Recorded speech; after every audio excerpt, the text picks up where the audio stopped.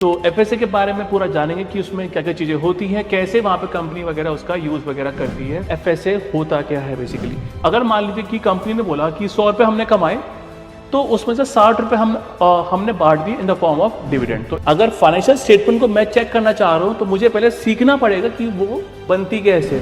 Company को पैसा ये लोग दे रहे हैं।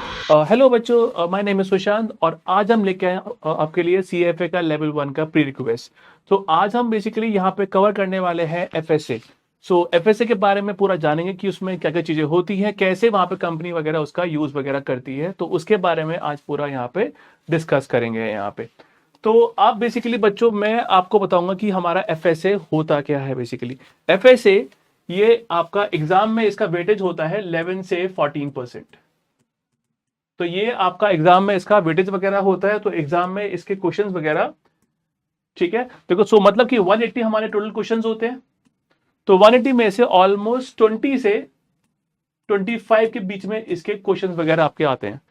तो जिन बच्चों का बेसिकली साइंस का वहां पे साइंस के बच्चे हैं यहाँ पे, या जो बच्चे को ये जानकारी इतना पता नहीं है, तो यहाँ पे मैं पूरा आपको यहाँ पे एक्सप्लेन करता हूँ कि यहाँ पे एफएसए होता क्या है और कंपनी यहाँ पे बेसिकली कैसे काम करती है यहाँ पे। सो बच्चों, यहाँ पे फर्स्ट एक बेसिक बात करते हैं यहाँ पे कि जो कंपनी होती है, ठीक है, कंपनी यहाँ पे क्या करती है, कंपनी में पैसा लगाते हैं इक्विटी वाले। तो कंपनी पैसा रेज करती है with the help of equity, जो शायद आपने नाम सुना होगा शेयर्स वगैरह, कि शेयर्स वगैरह से कंपनी वहां पे पैसा वगैरह रेज करती है, या फिर वो लोन से पैसा लेती है।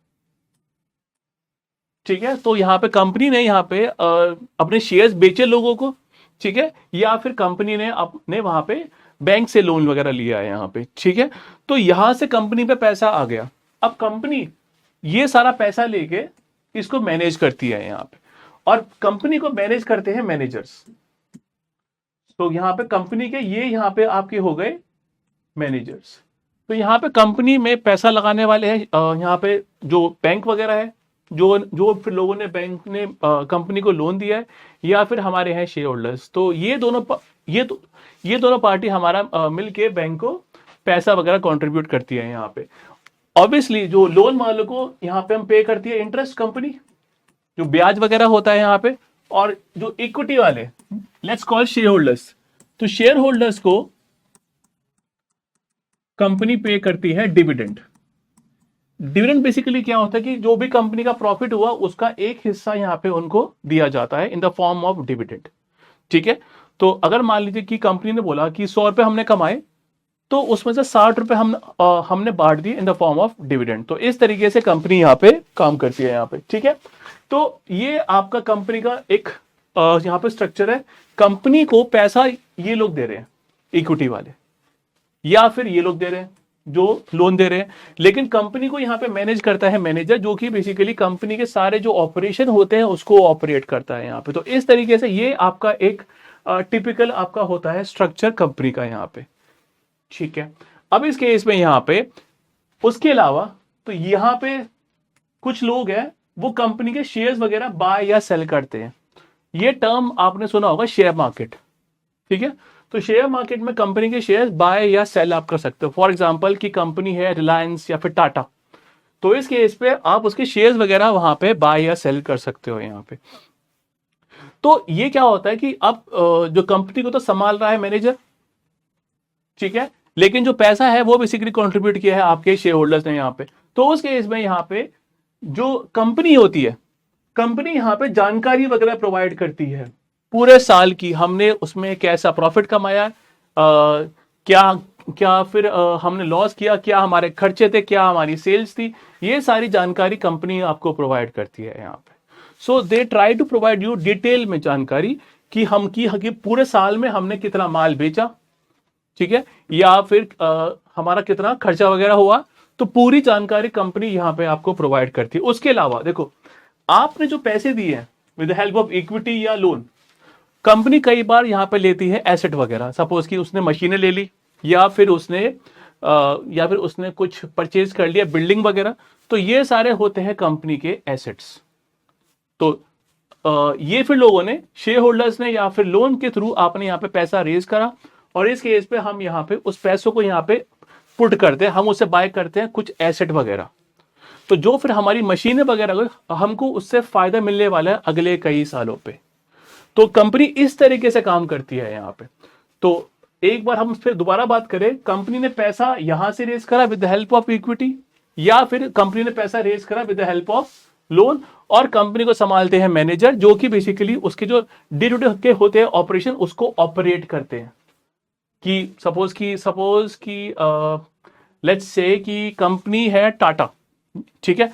अब टाटा मोटर्स जैसे कंपनी है, अब टाटा मोटर्स ने कितने कार्स बेची, ठीक है, और क्या उसके खर्चे हुए, ये सारा पूरा काम, कि कार्स ढंग से बिके, ठीक है, या खर्चे कम से कम तो, ये सारी जो जिम्मेदारी होती है ये होती है मैनेजर की।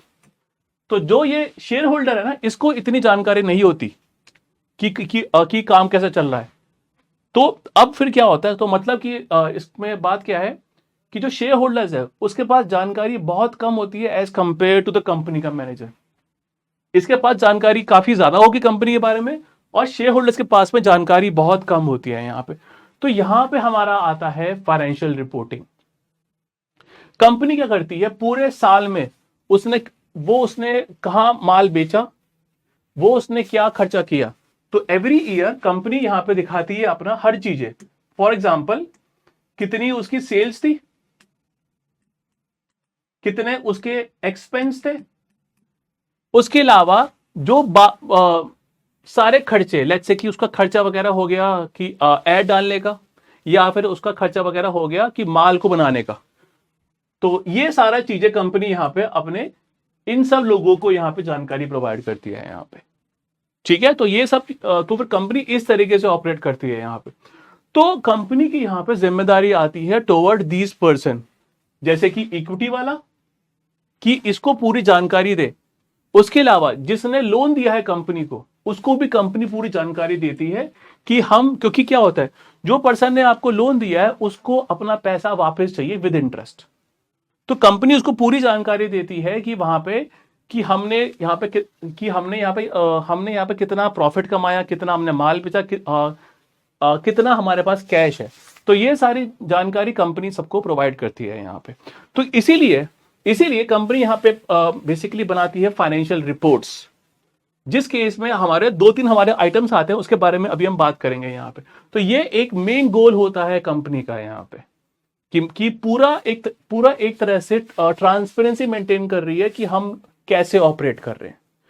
हम यहाँ पे सेल्स हम यहाँ पे कितने कर रहे हैं, या फिर हम यहाँ पे कितना खर्चा कर रहे हैं, वो सारी जानकारी कंपनी यहाँ पे प्रोवाइड सबको करती है यहाँ पे, ठीक है। तो ये एक आपका ब्रीफ था कि कंपनी कैसे काम करती है।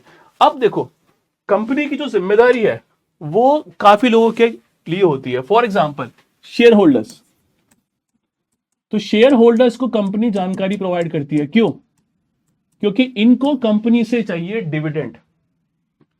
तो they basically ask for dividend, ठीक है। उसके अलावा जो लोगों ने लोन दिया है कंपनी को, उनको चाहिए अपना इंटरेस्ट, साथ में उनको वापस चाहिए अपना प्रिंसिपल, ठीक है। उसके अलावा जो कंपनी के मैनेजर्स हैं, उनकी सैलरी वगैरह लिंक होती है कंपनी से।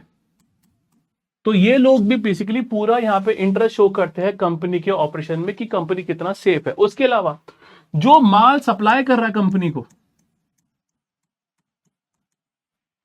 वो उसको वो पर्सन को अपनी पेमेंट वगैरह चाहिए कंपनी से यहां पे। उसके अलावा आपका कस्टमर जो सपोज जैसे सपोज कि मैंने कोई गाड़ी परचेज करी है, लेट्स से कि मैंने गाड़ी परचेज करी फोर्ड की। तो अगर फोर्ड यहां से चली जाती है इंडिया से, तो उससे मेरे कार की वैल्यू पे फर्क पड़ता है। तो कस्टमर का भी बेसिकली यहां पे होता है इंटरेस्ट कंपनी के अंदर, ठीक है। उसके अलावा आपके कंपनी के लेबर वगैरह हो गए, ठीक है। और लास्टली जो आपका गवर्नमेंट, तो गवर्नमेंट को बेसिकली कंपनी से यहां पे टैक्स लेना होता है यहां पे। तो कंपनी इन सब पार्टीज के लिए, चाहे वो हमारे शेयर होल्डर्स, चाहे वो हमारे हो डेट होल्डर्स, चाहे वो हमारे कंपनी के मैनेजर हो, इन सब के लिए कंपनी वहां पे बनाती है फाइनेंशियल रिपोर्ट्स। वो पूरे अपने शो करते हैं वहां पे कि उन्होंने कितना प्रॉफिट कमाया, तो यहां पे कंपनी जानकारी प्रोवाइड करती है इन रिगार्ड्स टू कि हमारा कितना प्रॉफिट था कंपनी का, कितनी सेल्स थी वहां पे, क्या उसका एक्सपेंस था, उसके अलावा क्या उसके थे एसेट और क्या उसके थे लायबिलिटी। तो जो जो फिर आपके होते हैं एसेट, सपोज की मशीन, बिल्डिंग, ये बेसिकली आपके हो गए एसेट, जो चीजों से आपको फायदा मिलने वाला है। और जो लायबिलिटी है कि जो पे करने के लिए आप लायबल हो, मतलब कि जो आपके यहां पे ऑब्लिगेशन है वो आपकी होती है लायबिलिटी। और जो ये शेयर होल्डर्स होते हैं, है ना, इनको बेसिकली हम बुलाते हैं इक्विटी वाला। ये टर्म आपने कई बार सुनी होगी, इक्विटी। तो ये जो है, तो फिर जो फिर होते हैं आपके शेयर होल्डर्स, वो आपके होते हैं इक्विटी होल्डर्स भी, ठीक है। और उसके अलावा जो लोन वाले हैं, ठीक है, ये आपकी एक तरह से लायबिलिटी है, ठीक है। तो इस तरीके से यहां पे कंपनी ऑपरेट करती है। यहां पे कंपनी ने यहां पे पैसा रेज करा और वो पैसा को बेसिकली वो लाइबल है सब लोगों को डाटा देने के लिए कि हम यहां पे कि हमने पूरे साल में कैसा किया, जो आपने हमें पैसा दिया उससे हमने क्या हमने बनाया प्रॉफिट, क्या हमने बनाए एसेट, और हमारी जो देनदारी है, जो फिर हमारी लाइबिलिटी है, वो बेसिकली कितनी है, और जो बचा हुआ होता है वो होता है इक्विटी वालों का। तो इस तरीके से यहां पे कंपनी ऑपरेट करती है यहां पे। तो यहां पे बेसिकली हमारा काम आता है फाइनेंशियल रिपोर्ट्स का। तो जब भी बेसिकली हम यहां पे बनाते हैं फाइनेंशियल रिपोर्ट, तो हम कहीं ना कहीं जानकारी शेयर कर रहे हैं, ठीक है, कि हमने यहां पे कितना हमने बनाया प्रॉफिट। अब देखो यहां पे सीएफए का काम कैसे आता है। सीएफए का काम आता है कि जो कंपनी ने ऑलरेडी बना रखी है फाइनेंशियल रिपोर्ट, देखो हमारा काम नहीं है कि हम यहां पे बैठ के बनाए फाइनेंशियल रिपोर्ट्स, हमारा वो काम नहीं है। हमारा काम है कि उसको समझे कि कंपनी यहां पे जो लोग बेसिकली यहां पे पैसा, जो यहां पे लोग पैसा इन्वेस्ट कर रहे हैं, ये शेयर होल्डर्स, या फिर जो लोग बेसिकली लोन दे रहे हैं कंपनी को, कंपनी उनका पैसा वापस कर पाएगी या फिर नहीं कर पाएगी। हम सीएफए ये काम करते हैं। So we try to analyse कि कंपनी यहां की, जो कंपनी की यहां पे पोटेंशियल है या नहीं कि वो पैसा वापस कर सके। तो that is the main idea behind making this financial statement. तो हम यहां पे इसको एनालाइज करने वाले हैं यहां पे। लेकिन मैं अगर किसी चीज को मैं समझने की कोशिश करूं, तो उस चीज के लिए मुझे पहले समझना पड़ेगा कि वो बनती कैसे है। अगर फाइनेंशियल स्टेटमेंट को मैं चेक करना चाह रहा हूं, तो मुझे पहले सीखना पड़ेगा कि वो बनती कैसे, तभी मैं वहां पे पकड़ पाऊंगा कि कंपनी की जो पे करने की क्षमता है या नहीं है यहां पे, ठीक है। तो यहां पे हमारा मेन गोल आता है एफएसए का, फाइनेंशियल स्टेटमेंट एनालिसिस का यहां पे, ठीक है। तो ये एक बच्चों ब्रीफ था स्ट्रक्चर कि कंपनी किस तरीके से काम करती है यहां पे। सो इस केस में मैंने यहां पे कुछ बांटे हैं चैप्टर वाइज, मैंने यहां पे बांटा है यहां पे, ठीक है। तो इस केस पे यहां पे देखो, जो मेन गोल होता है किसी भी कंपनी का, so they try to provide a financial information कि भाई हमने पूरे साल में कितना प्रॉफिट करा, कितना लॉस करा, ठीक है। तो कंपनी यहां पे आपको जानकारी प्रोवाइड देती है यहां पे, ठीक है। अब देखो क्या होता है कि जो आपके रूल होते हैं रिपोर्टिंग के, हमारे इसमें दो रूल के बारे में बात करते हैं, जैसे IASB है और FASB है, ठीक है। तो ये बोर्ड है जो कि रूल वगैरह बनाता है कि खाते आपको किस वे में बनाने, अकाउंट्स आपके किस वे में बनेंगे, ये जानकारी प्रोवाइड करता है IASB और FASB, ठीक है। अब इस केस में IASB ये है आपका यूरोप का, और FASB ये है आपका यूएसए का। तो जो भी आपके बुक्स वगैरह होते हैं, they are made as per this IASB या फिर FASB, ठीक है। यहां पे तो जो आपके रूल्स वगैरह होते हैं रिपोर्टिंग के कि कौन सी चीज कहां जाएगी, ये बेसिकली यहां पे बनाते हैं IASB और FASB, ठीक है। अगेन जो हमारा मेन गोल है कि हम प्रोवाइड करें financial information. So we try to provide them a financial जानकारी की कंपनी कैसा परफॉर्म कर रही है यहां पे, ठीक है। अब इस केस में जो कंपनी के फाइनेंशियल स्टेटमेंट है, जो उसके फाइनेंशियल खाते हैं, वो यूज करते हैं बहुत सारे लोग। लाइक ए सेड कि जो कंपनी के खाते हैं वो यूज करते हैं शेयर होल्डर्स, वो यूज करते हैं लोन वाले, वो यूज करती है गवर्नमेंट, वो यूज करते हैं सप्लायर, वो यूज करते हैं कस्टमर्स। तो यहां पे तो ये सारे लोगों का कंपनी पे इंटरेस्ट वगैरह होता है यहां पे। तो इन्वेस्टर्स, जो पर्सन ने आपकी कंपनी में पैसा इन्वेस्ट कर रखा है, क्रेडिटर्स, एम्प्लॉइज, कस्टमर्स और बाकी सारे लोग। तो ये सारे बेसिकली आपकी कंपनी के अकाउंट्स वगैरह यूज करते हैं and they try to get the information. ठीक है, तो इसीलिए कंपनी यहां पे ट्रांसपेरेंसी मेंटेन करती है यहां पे। ठीक है, अब मूविंग फॉरवर्ड देखो, लाइक आई सेड IASB और FASB, ठीक है, यहां पे बेसिकली ये जो आपके फाइनेंशियल रिपोर्ट्स होते हैं, they are always as per them. ये लोगों ने अपने कुछ रूल्स बना रखे हैं और वो रूल्स हमें फॉलो करने पड़ेंगे। ठीक है, तो यहां पे IASB है और FASB है। ठीक है, तो इस केस में जो भी हमारे फाइनेंशियल रिपोर्ट्स है वो हमेशा बनते हैं एज पर देम।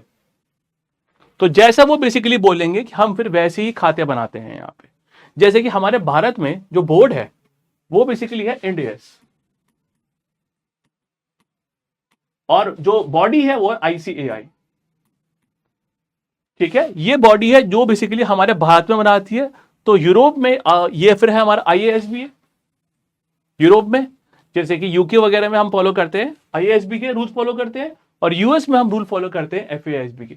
धीरे धीरे हम इसके बारे में बात करेंगे कि यहाँ पे जो दोनों बोर्ड है वो अलग कैसे हैं। So we will talk about कि दोनों बोर्ड यहाँ पे आपस में कैसे अलग अलग है, यहाँ पे इसके बारे में बात करेंगे यहाँ पे। अब देखो कुछ रूल्स वगैरह बात करते हैं यहाँ पे। तो जो भी आप फाइनेंशियल यहाँ पे आप रिपोर्ट्स वगैरह बना रहे हो यहाँ पे, उसमें सारी जानकारी होनी चाहिए। तो सारी इंपॉर्टेंट जानकारी वहां पे होनी चाहिए आप लोगों के लिए। आप ये बात समझिए कि अगर मैं वहां पे फाइनेंशियल रिपोर्ट्स बना रहा हूं तो मैं बेसिकली जो सारी जानकारी इंपॉर्टेंट है वो मैं आपसे जरूर शेयर करूं यहाँ पे, क्योंकि बहुत सारे लोग यहाँ पे जानकारी के बेसिस पे कंपनी के शेयर को बाय या सेल करते हैं यहाँ पे। सो यहाँ पे मेरे को जानकारी, जो भी जानकारी इंपॉर्टेंट है, मुझे वहां पे फाइनेंशियल रिपोर्ट्स में डालनी जरूरी है। तो जो भी जानकारी यहाँ पे रेलेवेंस है वो मेरी बुक्स में का पार्ट होनी चाहिए। तो ये कुछ गोल वगैरह होता है आपका, जब भी आप बेसिकली खाते बनाते हो तो ये सब चीजें आप फॉलो करते हो, राइट। फेथफुल मतलब कि वो बेसिकली जो सही पिक्चर है वो दिखाए बेसिकली वहां पे यहाँ पे। ठीक है, मतलब कि कोई उसमें मिस्टेक वगैरह ना हो, बिल्कुल सही वे में हमको वहां पे जानकारी वहां पे शेयर करनी है। तो फ्री फ्रॉम एरर, ठीक है, और होनी चाहिए न्यूट्रल। ऐसा ना हो ना कि मैं मैं फिर सेल्स शो कर दूं ज्यादा, या फिर मैं जो खर्चे हैं वो मैं शो कर दूं कम। So that must be very much neutral in my approach. मुझे सही पिक्चर वहां पे शो करनी है अपने शेयर होल्डर्स को यहाँ पे। ठीक है, तो पहला जो हमारा पहला पार्ट है वो है रेलेवेंस, और सेकंड जो हमारा पार्ट है वो है फेथफुल, कि हमको सही तरीके से वहां पे शो करनी है। ओके, अब देखो यहाँ पे कुछ और चीजें। कंपेरेबिलिटी मतलब ऐसा होना चाहिए कि suppose, okay let's talk about one example. Suppose कि ये कंपनी है होंडा और ये एक कंपनी है लेट्स से मारुति। देखो दोनों ही कंपनी यहां पे कार बेचती है। तो यहां पे जो फाइनेंशियल रिपोर्ट्स है, जो हमारे अकाउंट्स है, जो हमारे खाते हैं, वो बेसिकली इस तरीके से होने चाहिए कि दोनों को मैं कंपेयर कर सकूं कि दोनों कंपनियां यहां पे कैसे परफॉर्म कर रही है। ठीक है, तो ये कुछ यहां पे अच्छी चीजें हैं यहां पे जो कि होनी चाहिए कि जो भी आपके खाते हो इस वे में हो कि मैं दोनों कंपनी को कंपेयर कर सकूं। पहला पार्ट। सेकंड पार्ट, हमारे खाते बिल्कुल ऐसे होने चाहिए कि बेसिकली कि क्या होता है कि जो भी हम खाते बनाते हैं, ठीक है, उसको सीए वहां पे चेक करता है कि ये खातों में कुछ फ्रॉड तो नहीं है।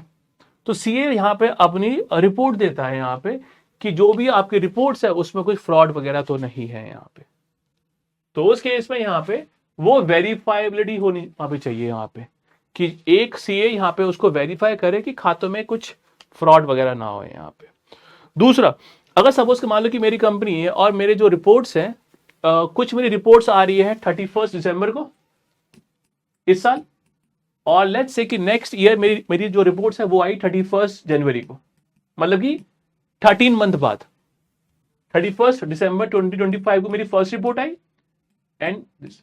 अब इस केस में यहां पे आप बेसिकली कंपनी यहां पे ढंग से नहीं बना रही। यहां पे जो पूरे फाइनेंशियल रिपोर्ट्स हैं, जो पूरे वो बेसिकली आपके होते हैं पूरे साल के, और आपको सही टाइम पे यहां पे आपको भेजना पड़ता है। ऐसा नहीं हो सकता कि आप यहां पे कि एक आप रिपोर्ट भेजो क्या कहते हैं दिसंबर में, दूसरी आप भेजो जनवरी में, ऐसा बिल्कुल नहीं हो सकता यहां पे। ठीक है, उसके अलावा जो हमारे रिपोर्ट्स है वो इस तरीके से होने चाहिए कि आम बंदा भी उसको समझ सके। तो हम ये यहाँ पे पूरी कोशिश करते हैं यहाँ पे कि जो फाइनेंशियल रिपोर्ट्स है वो पर्सन इजीली समझ सके। ठीक है, तो ये कुछ फीचर्स वगैरह हैं जो कि वहां पे होनी चाहिए कि रिपोर्ट कहीं ना कहीं आपस में हम कंपेयर कर सके। रिपोर्ट्स यहाँ पे जो फिर हमारी रिपोर्ट्स है वो वेरीफाइबल हो। थर्ड, बेसिकली हमारा जो रिपोर्ट्स है वो सही समय पे हमारे पास पहुंचे। एंड फोर्थ, बेसिकली यहाँ पे कि वो इस वे में होनी चाहिए कि आम से आम बंदा उसको समझ सके। तो बच्चों अभी तक हमने इसके बारे में इतना बात करी है यहाँ पे कि हमारी रिपोर्ट वगैरह किस तरीके से होनी चाहिए यहाँ पे। ठीक है, तो मतलब कि यार सिंपल शब्दों में कि उसमें कुछ मिस्टेक वगैरह ना हो, कुछ फ्रॉड ना हो, सही समय पे हमसे पहुंच जाए और वो हमको सही पिक्चर दिखाए। क्योंकि लाइक आई सेड कि बहुत सारे लोग बेसिकली इस रिपोर्ट्स के बेसिस पे अपना पैसा इन्वेस्ट करते हैं कंपनी पे। ठीक है, तो ये कंपनी के रिपोर्ट्स के बेसिस पे आप यहाँ पे कंपनी कैसा कर रही है अभी और कैसा फ्यूचर में करने वाली है वो भी हम फोरकास्ट कर सकते हैं बेस्ड ऑन दैट रिपोर्ट। ठीक है, तो ये कुछ यहाँ पे कॉन्सेप्चुअल चीजें थी यहाँ पे। ठीक है, अब बात करते, तो मैंने बार बार बात करी कि जो कंपनी है वो बेसिकली बनाती है फाइनेंशियल रिपोर्ट्स। ये बात मैंने बार बार मेंटेन करी है यहाँ पे। अब फाइनेंशियल रिपोर्ट्स में होता क्या है, तो यहां पे बात करते हैं कि कंपनी के इसमें होते हैं एसेट। लाइक आई सेड कि कंपनी पैसा रेज करती है थ्रू शेयर्स, इक्विटी या फिर थ्रू लोन। तो जो कंपनी पैसा रेज करती है वो बेसिकली होता है आपका थ्रू इक्विटी या फिर थ्रू लोन, राइट। अब इस केस में तो यहां से बेसिकली यहां पे जो लायबिलिटी है ये आपकी हो गई लोन की। मतलब कि आपकी ये जिम्मेदारी है कि कंपनी के पैसे वापस करना। ठीक है, कि कंपनी की ये जिम्मेदारी है कि लोन के पैसे वापस करना। ठीक है, और जो इक्विटी वाला होता है वो होते हैं आपके शेयर होल्डर्स। ये आपके हो गए शेयर होल्डर्स। तो जो बेसिकली लोगों ने आपकी कंपनी में पैसा इन्वेस्ट करा है यहाँ पे, आपकी मतलब कि एक तरह से ये आपकी कंपनी के हो गए कि ये आपके शेयर होल्डर्स आपके होते हैं यहाँ पे, कि आपके ये प्रॉफिट में शेयर करते हैं। That is why they are known as share holders. तो सपोज कंपनी ने प्रॉफिट कमाया 500 रुपए, उसमें से लेट्स से कंपनी अपनी मर्जी से कुछ पैसा बांट देती है in the form of dividend, let's say 200। तो कंपनी ने यहां पे अपने प्रॉफिट का कुछ हिस्सा इनमें बांट दिया, तो बाकी 300 रुपए कहां पे गया? बाकी 300 रुपए कंपनी लगा देती है, वापस री इन्वेस्ट कर देती है। इट इज जस्ट लाइक कि सपोज कि मेरे पापा का बिजनेस है, ठीक है, मेरे पापा ने 500 रुपए कमाए, 200 वो फिर घर पे ले गए और 300 मेरे पापा ने वापस लगा दिया अपने बिजनेस में। दैट इज री इन्वेस्टमेंट। नाम से पकड़ो, कि पैसों को आपने फिर से इन्वेस्ट कर दिया, दैट इज री इन्वेस्टमेंट। तो कंपनी कुछ इस तरीके से यहां पे ऑपरेट करती है यहां पे। ठीक है, अब नेक्स्ट बात करते हैं यहां पे। तो इस केस में तो यहां से कंपनी पे पैसा आया इक्विटी से और थ्रू लोन। ठीक है, अब इस केस में जो पैसा आता है कंपनी उससे कुछ परचेज करती है। फॉर एग्जांपल कंपनी ने परचेज करा व्हीकल, कंपनी ने परचेज करी बिल्डिंग, कंपनी ने परचेज करी मशीन। अब देखो बच्चों, मशीन से आपको फायदा मिलने वाला नेक्स्ट काफी सारे सालों पे।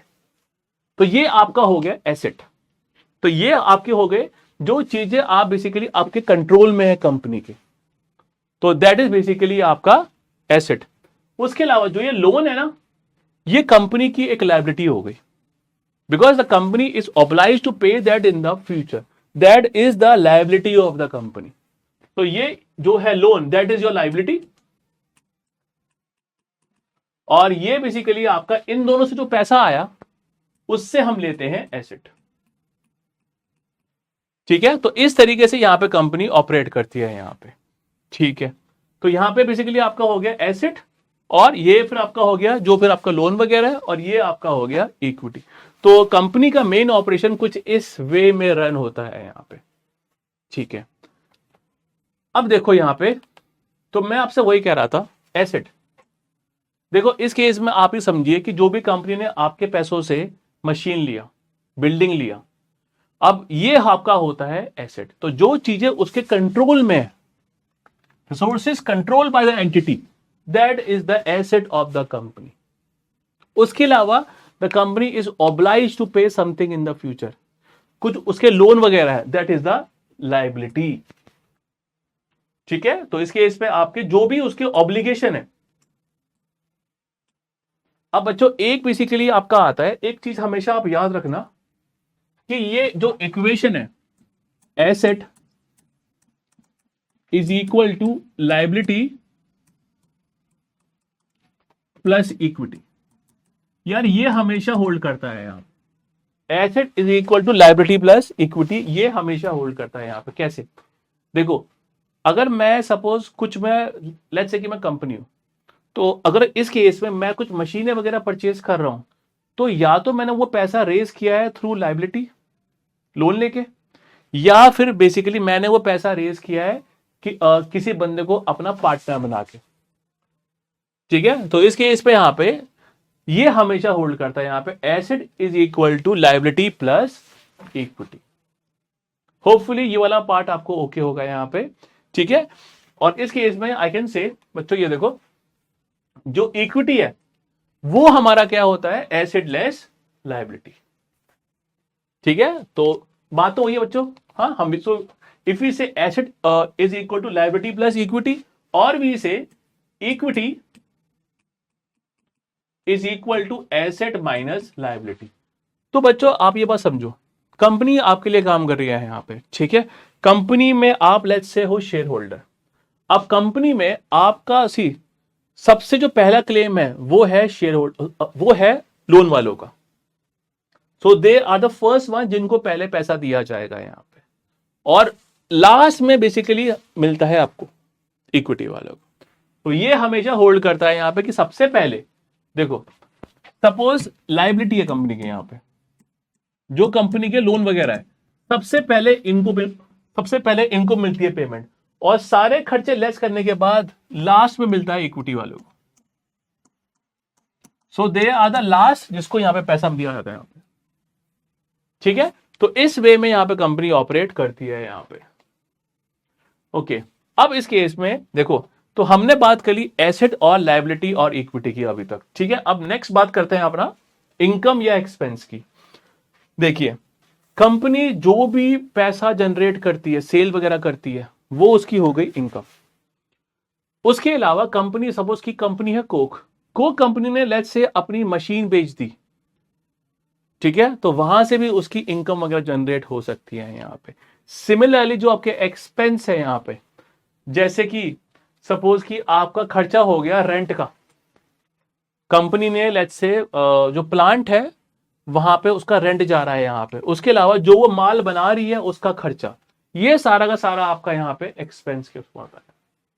ठीक है, तो इस केस में हमारा गेन्स वगैरह आते हैं। मतलब सपोज ओके, देखो सपोज मारुति है, मारुति ने कार सेल करी, तो जो भी उसने माल बेचा, जो भी उसने कार्स बेची, वो उसके लिए हो गई इनकम। उसके अलावा लेट्स से कि मारुति ने कुछ अपनी मशीन बेच दी प्रॉफिट पे।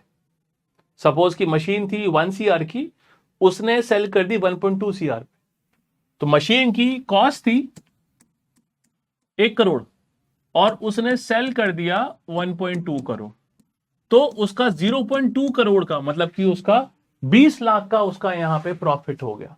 ये जो प्रॉफिट हुआ है ये भी पार्ट होता है आपकी इनकम का। ठीक है, मतलब कि कंपनी की जो इनकम है वो हो सकती है मेन काम से या फिर किसी और काम से भी यहां पे। तो दैट इज योर इनकम। ठीक है बच्चों, उसके अलावा एक्सपेंस में कंपनी जो माल बना रही है उसका खर्चा, उस केस में जो लेबर है उसकी सैलरी, ठीक है, जो स्टाफ है उसकी सैलरी, जो रेंट है वो खर्चा, तो सारे ये आपके होते हैं एक्सपेंस। तो कंपनी यहां पे पूरी जानकारी देती है कि उसके कितने थे एसेट, कितने लायबिलिटी, कितनी इक्विटी, उसके अलावा कितना उसने इनकम कमाया पूरे साल में और कितना उसके खर्चे हुए। तो ये सारी जानकारी कंपनी वहां पे आपसे शेयर करती है यहां पे। ठीक है, ओके। अब क्या होता है यहां पे, अब कुछ यहां पे बात करते हैं रूल वगैरह, ठीक है। देखिए ये जो पहला रूल है यहां पे, जब भी हम अपने फाइनेंशियल रिपोर्ट्स बना रहे हैं तो कुछ बातों का बेसिकली हम ध्यान देते हैं यहां पे। तो पहला बेसिकली है आपका रूल एक्रूअल का। Let's basically understand this accrual. बहुत सारे बच्चे ऐसे हैं जो कि 11th में पढ़ते हैं, उनको ये चीज याद नहीं होती कि होता क्या है एक्रूअल। देखिए एक्रूअल क्या होता है, लेट्स से कंपनी ने सेल्स करी, ये पर्सन को कंपनी ने सेल्स करी 100 रुपए की, ठीक है। तो जो माल बेचा है वो फिर माल कंपनी ने बेचा है 100 रुपए का, लेकिन लेट्स से कि इस पर्सन ने सिर्फ कैश पे करा है 70 रुपए, ठीक है। अब इस केस में जब कंपनी ने माल बेच दिया है यहां पे, सो कंपनी का हक है कि वो पूरे 100 रुपए उससे वसूल ले, लेकिन कस्टमर ने अभी 70 दिए हैं, 30 वहां पे कस्टमर पे करने वाला है बाद में। अब इस केस पे एक क्वेश्चन आता है कि मैं सेल्स यहां पे शो करूं कितना, जो मुझे कैश मिला है। देखो मुझे कैश मिला है 70 का, लेकिन मैंने यहां पे माल सेल करा है 100 का। तो मैंने माल सेल करा है 100 का और मुझे कैश मिला है सिर्फ 70 का। अब उस केस में जो मैं अपनी सेल्स दिखाता हूं ना, वो मैं पूरी 100 दिखाता हूं। ये है हमारा rule as per this accrual concept. मतलब कि सपोज कि मैंने आपको यहां पे सर्विस प्रोवाइड कर दी, या फिर मैंने आपको यहां पे गुड्स वगैरह सेंड कर दिए, तो मैं इस केस में आपसे पूरा पैसा वसूल करने के हक में हूं, और उस केस पे मैं अपना सेल दिखाऊंगा 100 की। मतलब कैश यहां पे, कैश हमको कुल यहां पे 70 का मिला है, ये इससे फर्क नहीं पड़ता। हम बेसिकली यहां पे शो करते हैं कि कंपनी यहां पे क्या पैसा लेने के लिए लायक है। तो company is suppose to get $100, तो वो फिर अपनी सेल्स पूरी की पूरी 100 दिखाने वाली है यहां पे। तो ये कंपनी का कुछ, तो कंपनी इस तरीके से यहां पे काम करती है यहां पे, ठीक है। तो ये था बेसिकली आपका एक्रूअल अकाउंटिंग, ठीक है। तो ये आपका रूल वगैरह होता कि यहां पे कि आपने कैश हम पे जितना आया उससे फर्क नहीं पड़ता, क्या हम पैसा हम लेने के वहां पे लायक है कंपनी के। तो इस केस में we were suppose to get 100 from the customer, तो हम जो पूरी सेल शो करेंगे वो शो करेंगे पूरी की पूरी 100। तो ये जो रूल था ना बच्चों, ये था हमारा एक्रूअल अकाउंटिंग का, ठीक है। उसके अलावा देखो एक है गोइंग कंसर्न। देखो नाम से देखो गोइंग कंसर्न क्या, गोइंग कंसर्न यहां पे फिर हमारा क्या हो सकता है। देखो हम एज्यूम करते हैं कि कंपनी हमेशा चलती रहेगी, कंपनी अभी बंद नहीं होने वाली। ये है आपका गोइंग कंसर्न का एजम्पशन। जो भी आपके फाइनेंशियल रिपोर्ट्स बनाए जाते हैं, asset, liability, equity, income, expense, हम इस वे में बनाते हैं कि हम बेसिकली एज्यूम करते हैं कि कंपनी हमेशा चलती रहेगी। The company will be A going concern, हमेशा वो बेसिकली फोर्सेबल फ्यूचर में चलती रहेगी।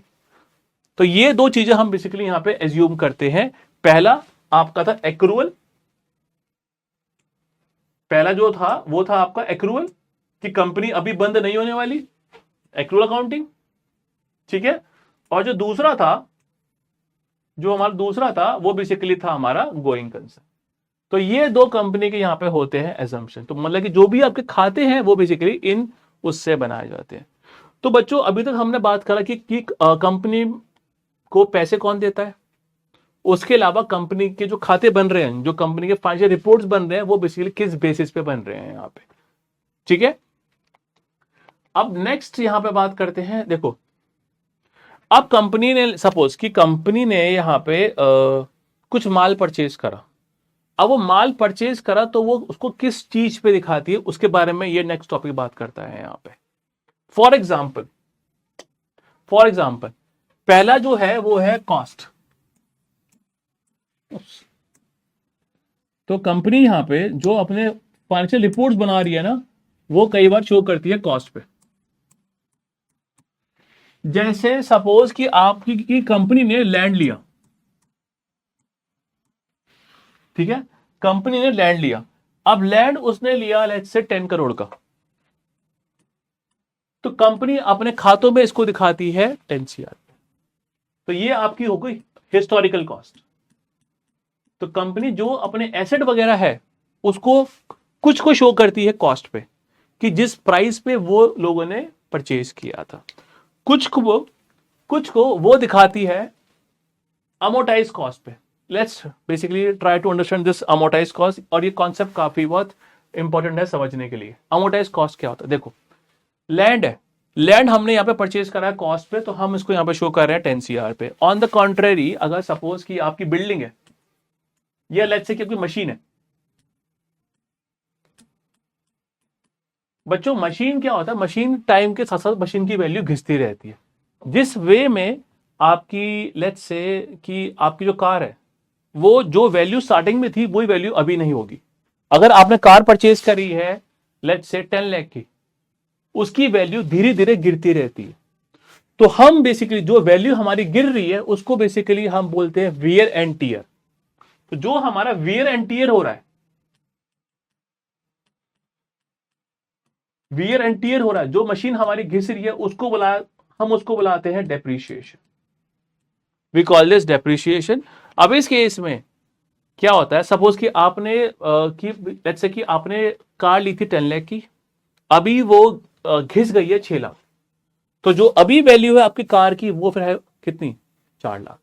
मतलब कि इस केस में हम यहां पे जो आपकी कॉस्ट थी उसमें से हम लेस करते हैं उसका wear and tear, known as depreciation.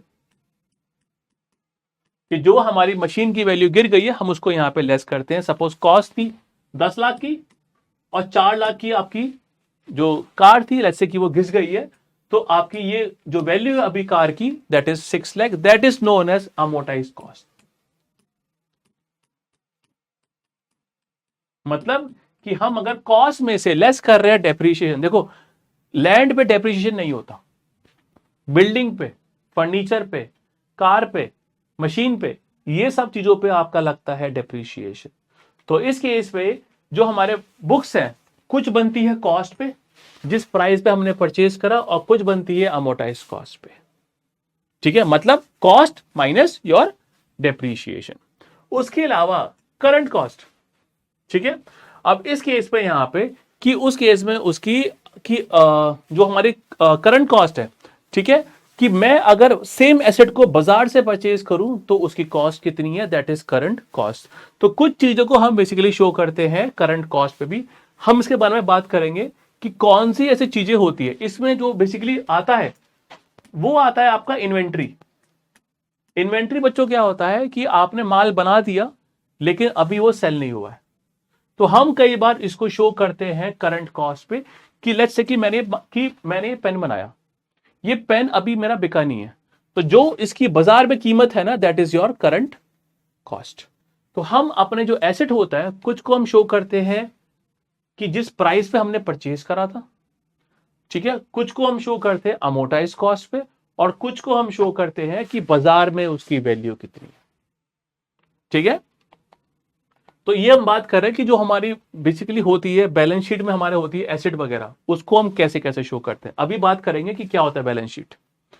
ठीक है, उसके अलावा देखो ये बात करें, ठीक है, अब ये क्या होता है हमारा कि सपोज कि लेट्स से कि मैंने माल बनाया, ठीक है, अब उस केस में कि वो माल मेरा बाजार में बिक जाएगा 100 रुपए का, लेकिन 5 रुपए का मेरा खर्चा है उसको बेचने का, मतलब कि जो कमीशन वगैरह मैं पे कर रहा हूं ना वो लेट्स से 5 रुपए।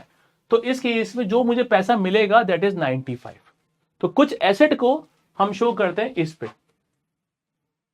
ठीक है, मतलब कि मैं उसे बेच दूं ना तो मुझे पैसा कितना मिलेगा यहां पे। तो इस केस पे हमारा होता है सेलिंग प्राइस, जिस प्राइस पे मैं उसको बेच दूंगा, माइनस बेचने का खर्चा। तो यहां से हमारी आती है रियलाइजेबल वैल्यू, कि मैं उसको अगर बेच दूं तो मुझे कितनी वैल्यू होगी रियलाइज। तो अगर मैंने बेचा 100 का, 5 की मेरी यहां पे 5 की मेरी यहां पे कॉस्ट लग गई, 95 की मेरी हो गई वैल्यू। ठीक है, उसके अलावा एक और टर्म गिवन है फेयर वैल्यू। ठीक है, तो हम अपने एसेट को कुछ को दिखाते हैं कॉस्ट पे, कुछ को दिखाते हैं फेयर वैल्यू पे। तो इस वे में हम यहां पे अलग अलग शो करते हैं एसेट को यहां पे। ठीक है, उसके अलावा एक और होता है प्रेजेंट वैल्यू। इसमें क्या होता है कि जो सपोज की कुछ मशीन है, उससे मैं फ्यूचर में कमाने वाला हूं 100 रुपए, 50 रुपए, 50 रुपए, 80 रुपए एंड सो ऑन। अब ये इसकी जो कैश है जो मुझे मिलने वाला है 1 साल बाद, उसकी आज की क्या वैल्यू है। तो हम इसकी निकालते हैं आज की वैल्यू। अगेन ये तो चीज हम बाद में हम उसको डिस्कस करेंगे, लेकिन अभी के लिए जो हमें पैसा मिलने वाला है फ्यूचर में, उसकी आज की क्या कीमत है, तो that is your present value. नाम से देखो बच्चों, तो पकड़ो प्रेजेंट वैल्यू। तो हम अपनी बैलेंस शीट में ये सारी शो करते हैं चीजें वगैरह यहां पे, ठीक है। अब देखो यहां पे हमारा टर्म आ गया बैलेंस शीट, जो मैं नाम बार बार ले रहा हूं। देखिए, कंपनी ने पैसा लिया है लोन का या फिर शेयर होल्डर्स से, उस पैसों से उसने परचेज करा है एसेट।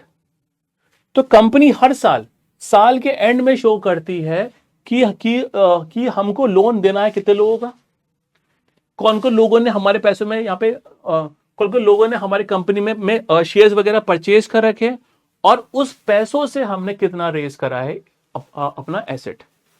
तो इसलिए आपका like I said, asset is equal to liability plus equity. तो यहां से आपने पैसा रेज करा लोन का, यहां से आपने पैसा रेज करा शेयर से, तो यहां से आपने पैसा उठाया और उस पैसों का आपने जो इस्तेमाल किया है, आपने उससे परचेज क्या करा है, एसेट, मशीन, बिल्डिंग, फर्नीचर। अब इस केस में कंपनी यहां पे हर साल शो करती है कि हमारी जो देनदारी है वो कितनी है, हमारे शेयर होल्डर्स यहां पे कितने हैं, और उस पैसों से हमने कितने परचेज करे हैं एसेट। तो कंपनी यहां पे सारी जानकारी प्रोवाइड करती है यहां पे। तो ये जो फिर ये बैलेंस शीट है, ठीक है, ये बनती है एक डेट पे। फॉर एग्जाम्पल देखो यहाँ पे लिखा भी हुआ मैंने, यहां पे a specific point in time पे आपकी बनती है बैलेंस शीट, ठीक है, कि उस दिन पे बेसिकली यहां पे क्या आपके लोन थे, क्या आपके थे एसेट। फॉर एग्जाम्पल मैंने कि लेट्स से कंपनी ने चूज करा है 31 दिसंबर, तो इस दिन कंपनी शो करती है कि इस दिन इस डेट पे कंपनी के क्या लोन थे, कंपनी के क्या थे शेयर होल्डर्स, और कंपनी के क्या थे एसेट। तो ये सारी जानकारी शो करते एक इस दिन। फॉर एग्जांपल ये डेट बच्चों कुछ भी हो सकती है, ठीक है, लेकिन एक बार कंपनी ने ये डेट चूज कर ली तो कंपनी के रिपोर्ट्स हमेशा इसी दिन बनाए जाएंगे यहां पे, ठीक है। तो यहां पे कंपनी की यहां पे जो कंपनी की बुक्स है, कंपनी की जो बैलेंस शीट है वो फिर बनती है 31 दिसंबर को। ओके, ठीक है। तो ये था बेसिकली आपका बैलेंस शीट। इसको हम एक और नाम से बुलाते हैं statement of financial position. Company की उस दिन क्या थी position, that is your statement of financial position, ठीक है। अब एक और चीज रुको, देखो बैलेंस शीट ना ऐसे बनती है, ये है आपकी बैलेंस शीट।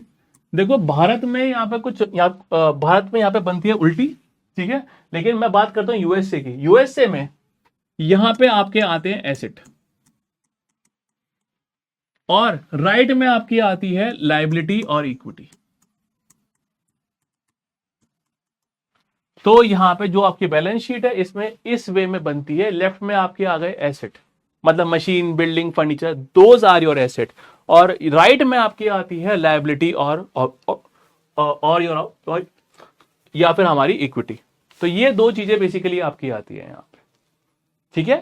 तो नेक्स्ट मूव करते हैं बच्चों। ओके, ठीक है। उसके अलावा देखो, ठीक है, उसके अलावा कंपनी यहां पे बनाती है कैश फ्लो। देखो जो कंपनी ने माल सेल करा था, देखो इस केस में यहां पे मैंने आपसे एक यहां पर डिस्कस किया था एग्जांपल। कंपनी ने इसको माल बेचा था, इस पर्सन को माल बेचा था 100 का, लेकिन इसने कुल कैश पे करा 70 का, ठीक है। तो कंपनी ने जो अपनी सेल्स दिखाई थी वो सेल्स दिखाई थी 100 की, लेकिन कैश उस पर सिर्फ आया था 70 का। तो कंपनी यहां पे जो माल बेचा है ये दिखाती है अपने इनकम स्टेटमेंट में कि पूरे साल में उसने कितना माल बेचा, इनकम कहां से आई। लेकिन जो कैश है उसका भी एक सेपरेट यहां पे मेंटेन करती है अकाउंट। तो वहां पे आपका आता है कैश फ्लो स्टेटमेंट। इस केस में कैश फ्लो स्टेटमेंट के यहां पे 3 कंपोनेंट होते हैं, which is cash flow from operation, cash flow from investing and last में कैश फ्लो फ्रॉम फाइनेंसिंग। तो कंपनी यहां पे जानकारी प्रोवाइड करती है कि उसका मेन जो काम है, ऑपरेशन है, उसका मेन काम बेसिकली होता है कि उसने माल सेल करा, गुड्स, या फिर उसने प्रोवाइड करी सर्विसेज। तो यहां पे कंपनी ये शो करती है कि भैया उसके पास कैश, उसके मेन काम से, जो उसका मेन काम ऑपरेशन है, वहां से उस पर कितना कैश आया और कितना कैश गया। That is your cash flow from operation. उसके अलावा कंपनी यहां पे कुछ पैसा इन्वेस्ट भी करती है ना, जैसे कि उसने कुछ मशीन परचेज कर ली, तो इस केस में आपका आता है यहां पे कैश फ्लो फ्रॉम इन्वेस्टिंग। उसके अलावा लास्टली कंपनी यहां पे पैसा वगैरह भी रेज करती है, तो यहां पे बेसिकली आपका आता है फाइनेंसिंग। तो ये कंपनी यहां पे बेसिकली इस चीज में यहां पे कंपनी शो करती है कि उसके पास कैश कहां से आया और कहां से गया, किस सोर्स से उसके पास कैश आया। तो अगर बात करते हैं ऑपरेशन का, ये होता है कंपनी का मेन काम। बात करते हैं यहां पे इन्वेस्टमेंट का, कि उसने पैसा कहां पे इन्वेस्ट करा, मे बी उसने कुछ मशीन परचेज कर ली या फिर उसने मशीन बेच दी। मशीन बेचेगी तो कैश आएगा, मशीन परचेज करेगी तो कैश जाएगा। फाइनेंसिंग में उसने कुछ लोन लिया हो, तो वो सारा आपका आता है फाइनेंसिंग। तो कंपनी ये भी बेसिकली खाते बनाती है, ठीक है। तो कंपनी यहां पे जो जो अभी मेन खाते जो भी हमने डिस्कस करा है, कंपनी बनाती है बैलेंस शीट। उसके अलावा कंपनी यहां पे बनाती है कैश फ्लो। उसके अलावा एक और चीज यहां पे कंपनी बनाती है, वो है इनकम स्टेटमेंट, कि उसने कितना माल बेचा है यहां पे। तो ये 3 अकाउंट यहां पे कंपनी बनाती है, यहां पे कैश फ्लो, बैलेंस शीट और इनकम स्टेटमेंट। ओके बच्चों, ओके, ये हम डिस्कस कर चुके हैं, ठीक है। तो बच्चों सेकंड हमारा आ गया इनकम स्टेटमेंट। तो देखो इसके बारे में अब बेसिकली हम बात करेंगे यहां पर डिटेल में कि इसमें होता क्या क्या है इनकम स्टेटमेंट में। देखो इनकम स्टेटमेंट में कंपनी यहां पे दिखाती है कि उसने कितना माल सेल करा। अगेन जो मेरा था एग्जांपल 100 रुपए, दैट वाज द अमाउंट जो कि कंपनी ने सेल करा था। तो यहां पे बेसिकली आपका आता है कि कंपनी ने कितना माल सेल करा है, यहां पे मतलब रेवेन्यू। सेल को बेसिकली हम यहां पे बुलाते हैं रेवेन्यू। अब देखो अगर मैं आपको कुछ माल बेचूं, लेट्स से कि मैंने आपको गुड्स सेल करे, लेट्स से कि ये पेन मैंने आपको सेल करा 1000 का, ठीक है। अब क्या होता है कि कई बार पर्सन डिस्काउंट भी ऑफर कर देता है। तो उस केस में लेट्स से कि पेन था 1000 का और 20 रुपए का मैंने आपको डिस्काउंट दे दिया। तो जो मैं बच्चों सेल दिखाऊंगा, मैं सेल शो करूंगा 980 की, ठीक है। मतलब कि मैंने यहां पे जो मैंने माल सेल करा था उसमें से मैंने अपना डिस्काउंट वगैरह हटा दिया।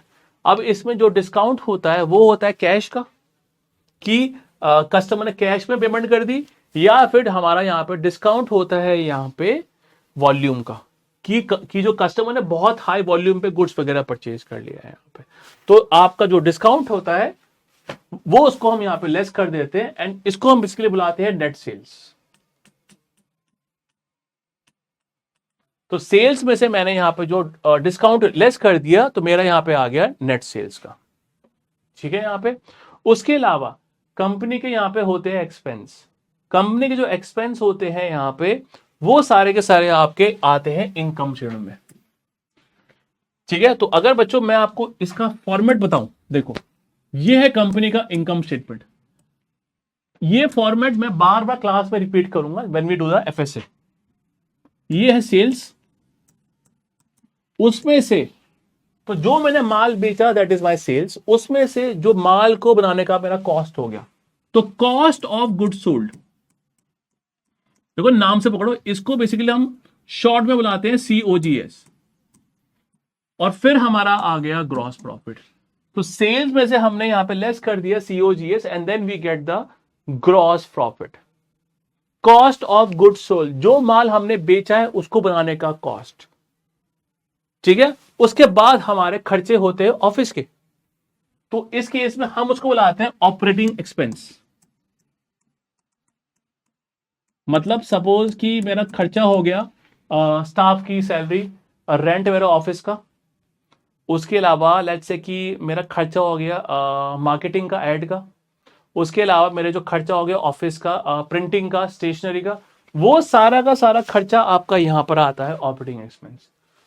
Sales minus cost of goods sold, जो माल मैंने बना के बेचा है उसका कॉस्ट, उसमें से मैंने लेस कर दिया ऑपरेटिंग एक्सपेंस, तो मेरा यहां पर आता है ऑपरेटिंग प्रॉफिट।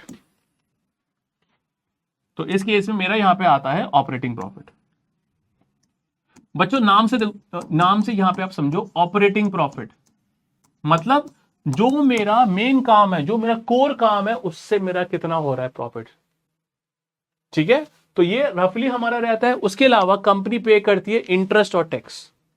ठीक है, तो अगर मैं इसको नेक्स्ट में बनाऊं, मेरा यहां पे आ गया ऑपरेटिंग प्रॉफिट, मैंने यहां पर आ गया, उसमें से मैं लेस करता हूं इंटरेस्ट, मेरा आता है प्रॉफिट बिफोर टैक्स, और फिर उसमें से मैं टैक्स को लेस कर देता हूं, तो मेरा आता है नेट प्रॉफिट।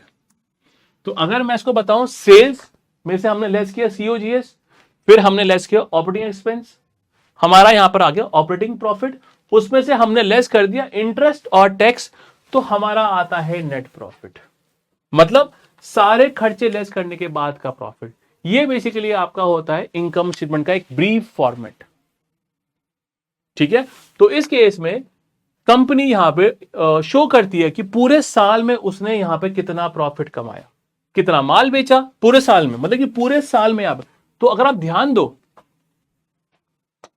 बैलेंस शीट थी सिर्फ एक डेट की, 31 दिसंबर फॉर एग्जांपल, लेकिन जो आपका इनकम स्टेटमेंट है ये है पूरे साल का, मतलब 1 जनवरी से लेके 31 दिसंबर तक।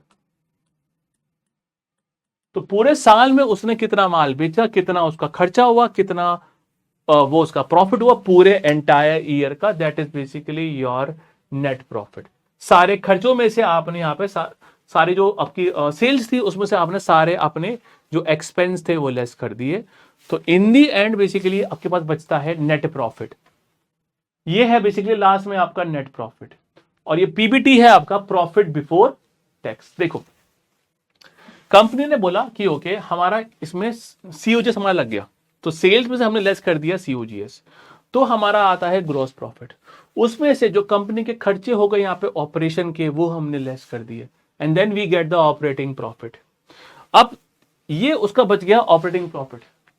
अब company is liable to pay the interest, जो लोगों से कंपनी ने लोन लिया है उसको वहां पे इंटरेस्ट पे करना पड़ता है यहां पे, तो उसको पे करती है इंटरेस्ट, बाद में उसको टैक्स यहां पे पे करना पड़ता है गवर्नमेंट को। तो सारे खर्चे लेस करने के बाद जो उसके पास बच गया वो उसका हो गया नेट प्रॉफिट, और यही में से इसमें से कंपनी बांटती है डिविडेंड, तो उसका यहां पे बच जाता है कि जो पैसा बच गया वो कंपनी कर देती है री इन्वेस्ट। ठीक है, तो ये कंपनी का फॉर्मेट कुछ इस तरीके से होता है यहां पे। ठीक है, तो ये आपका होता है इनकम स्टेटमेंट। अब बच्चों income, net income, like I said कि सारे खर्चों, सारी सेल्स में से हमने सारे खर्चे लेस कर दिए, जो हमारा बच गया that is basically my net income या फिर नेट प्रॉफिट, बात एक ही है। ये दोनों टर्म बेसिकली यहां पे सेम है यहां पे। ठीक है, तो अब इस केस में यहां पे, ठीक है, यहां पे आपका बात आता है ऑपरेटिंग प्रॉफिट की, जो मेन आपका ऑपरेशन था वहां से आप यहां पे कितना जनरेट कर रहे हो profit, that is your operating profit. Clear है? यहां पे ऑपरेटिंग प्रॉफिट बोल लू, या देखो यहां पे एक टर्म गिवन है ईबीआईटी। ईबीआईटी आपका होता है earning before interest and tax. ये बेसिकली आपका होता है कि आपका प्रॉफिट आपका यहां पे कितना है बिफोर इंटरेस्ट और टैक्स। तो अगर आप यहां पे देखो इस ऑपरेटिंग प्रॉफिट को, ठीक है, हम एक और नाम से बुलाते हैं which is EBIT. We also refer to this term as EBIT. तो ये बेसिकली आपका होता है ईबीआईटी या फिर ऑपरेटिंग प्रॉफिट। तो इस वे में कंपनी यहां पे काम करती है यहां पे।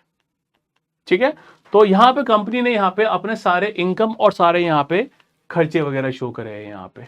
अब जो इनकम है देखो मुझे एक सिंपल बात है कि जो कंपनी यहां पे पैसा बनाती है, इनकम करती है, उससे उसको फायदा मिलता है यहां पे, तो उसको यहां पे इंक्रीज हो रहा है उसका बेनिफिट, इकोनॉमिक बेनिफिट।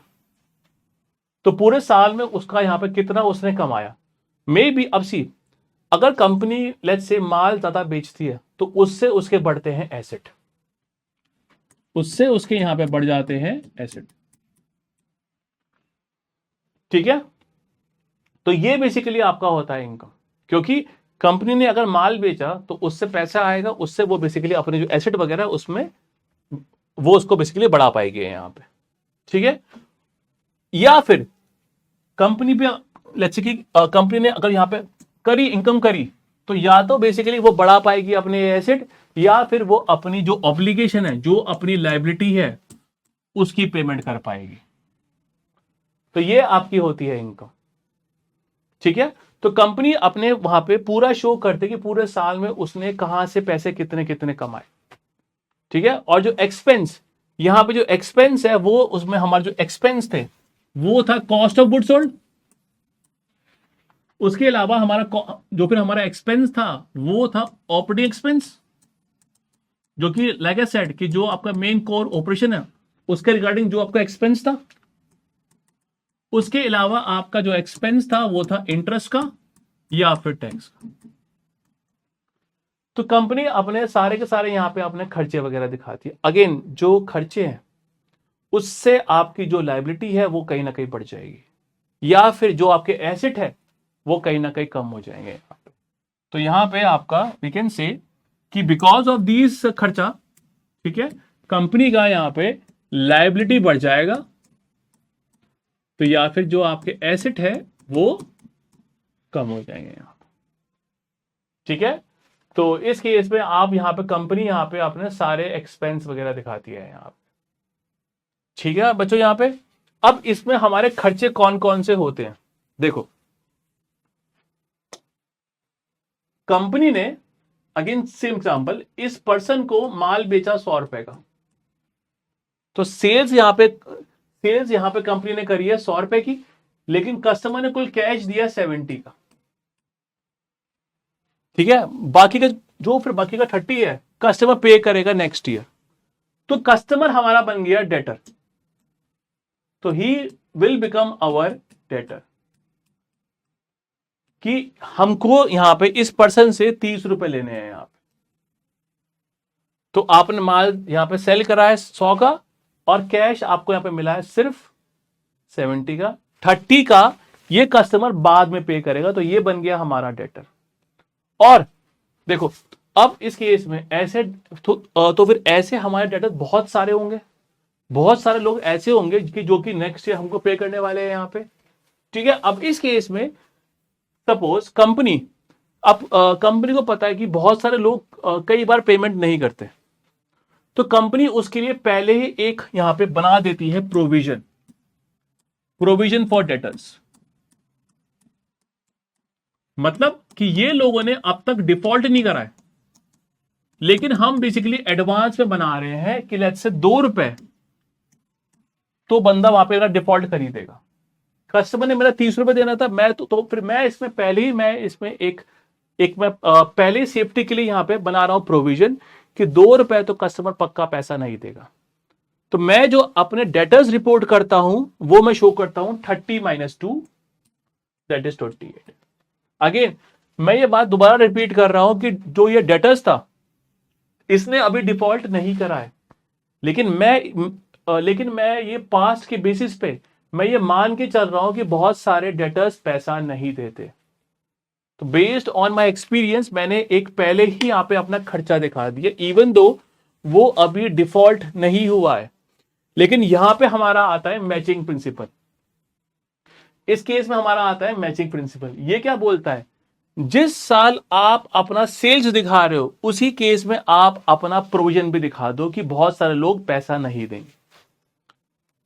तो अगर कंपनी अपनी बुक्स में सेल्स शो कर रही है 100 के, तो वो पहले ही शो कर देगी कि ओके 2 रुपए शायद मेरे पैसे वापस ना आए। और जो ये प्रिंसिपल है ये है आपका मैचिंग प्रिंसिपल, ठीक है। तो जो पैसा उसके पास नहीं आ पाएगा उसके लिए कंपनी पहले ही यहां पे बना देती है प्रोविजन। सिमिलरली जैसे सपोज कि एक कंपनी है, वो लेट्स से फैन बेचती है, पंखा। कंपनी ने लेट्स से लेट्स से कि कंपनी ने फैन वगैरह बेचे, लेट्स से फैन थे उसके $10,000 के। तो कंपनी उसमें अब बहुत सारे, अब कंपनी उसमें प्रोवाइड कर रही है वारंटी। अब बहुत सारे फैन वहां पे खराब हो जाएंगे यहां पे, तो कंपनी सेम केस में यहां पे बना देती है प्रोविजन फॉर वारंटी। अगेन ये जो प्रोविजन है ना, ये अपने एक्सपीरियंस के बेसिस पे बनाती है, प्रोविजन फॉर वारंटी। ठीक है, तो इस केस में कंपनी अपने एक्सपीरियंस के बेसिस पे यहां पे क्रिएट करती है प्रोविजन की बहुत सारे जो फैन है वो बेसिकली हमारे खराब हो जाएंगे। So they basically create this provision for warranty. ठीक है, तो ये सारे प्रोविजन, तो अगर कंपनी ने सपोज फैन बेचे 10,000 के and based on the past experience उसने 5% का बना दिया प्रोविजन, मतलब कि 500 रुपए, तो जो कंपनी अपना यहां पे 95% का यहां पे सेल्स शो करती है, तो कंपनी ने यहां पे सेल्स यहां पे शो करेगी 1000 का। ठीक है, और साथ ही में यहां पे उसके लिए बना देगी प्रोविजन 500 का। तो ये कंपनी का यहां पे एक्सपेंस हो गया। अगेन सेम बात, वारंटी अभी आपका हुआ नहीं है, लेकिन हम बेसिकली एडवांस में बना रहे हैं कि बेसिकली बहुत सारे लोग यहां पे वारंटी का अवेल करेंगे यहां पे। These are the provision for warranty. ठीक है बच्चों, ओके। उसके अलावा देखो क्या होता है यहां पे, देखिए सपोज कि ये मशीन आपने ली, मशीन थी लेट्स से आपकी, लेट्स से 1 लाख की मशीन थी आपकी यहां पे 1 लाख की। अब जो मशीन की लाइफ थी लेट्स से वो थी 5%, सॉरी 5 इयर्स। मशीन की लाइफ थी 5 साल और जो उसकी कॉस्ट थी वो थी 1 लाख। अब देखो मशीन का आप यहां पे फायदा यहां पे आप लेने वाले हो अगले 5 सालों के लिए, तो यहां पे हमारा चीज आती है कि मशीन का यहां पे लगता है डेप्रिसिएशन, क्योंकि मशीन यहां पे लगातार घिसती रहेगी। अब हर साल कंपनी एक इसमें आपका आता है स्ट्रेट लाइन मेथड। अब ये जो मेथड है ये बेसिकली एज्यूम करता है कि आपकी मशीन लगातार घिसती रहेगी यहां पे।